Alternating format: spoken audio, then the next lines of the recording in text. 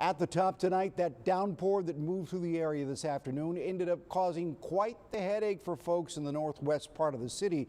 In fact, in one Annabelle neighborhood near I-37 and Rand Morgan, rescue crews had to be called in as drivers suddenly found themselves surrounded by rising water. Our Bill Churchwell reports.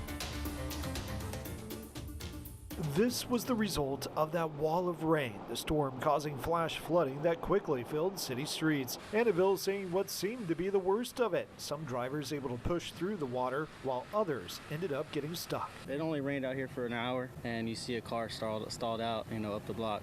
English Oak Escalante. In Northwest Crossing off Rand Morgan, streets became impassable, prompting Corpus Christi firefighters to block off entry to this neighborhood. Matter of minutes, literally.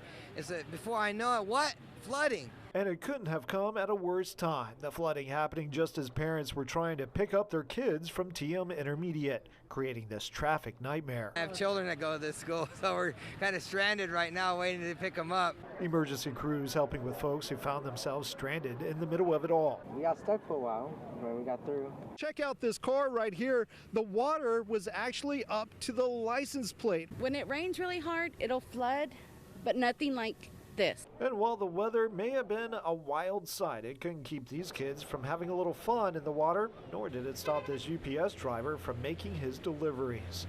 Bill Churchwell, 3 News.